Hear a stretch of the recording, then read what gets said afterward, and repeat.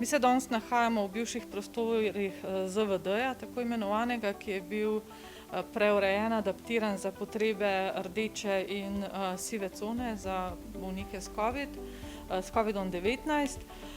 Tukaj smo danes vzpostavili 10 bolniških postelj za aplikacijo monoklonskih protiteles, ki jih v zadnjih dneh skušamo ponuditi čim več bolnikom.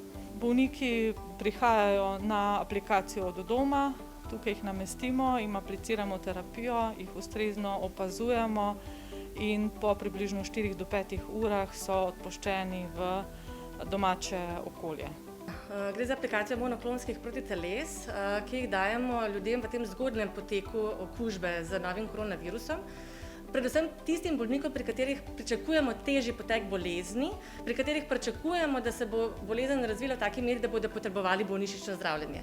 In glede na raziskave smo v bistvu pridobili podatke, da če ljudje dobijo to zdravilo, se pomembno zmanjša število ljudi, ki potrebuje bolnišnico. V raziskavah so to v bistvu za 70% se je zmanjšalo odstotek ljudi, ki so potrebovali bolnišnično zdravljenje, če so bili zdravljeni z Regeneronom. Tako da predvsem v tej zgodnji fazi, prvih 7 dni bolezni, če imajo dejavnike tveganja za težji potek, se pravi starejši, z pridruženimi boleznimi, sladkorno boleznijo, arterijsko hipertenzijo in imunokompromitirani ljudje. Se pravi, tisti ljudje, pri katerih kljub temu, da so bili cepljeni, morda ne pričakujemo dobrega odziva po cepljenju in jim lahko apliciramo to zdravilo in nekako zmanjšamo število hospitalizacij, kar je pa zdaj kar strašno pomembno.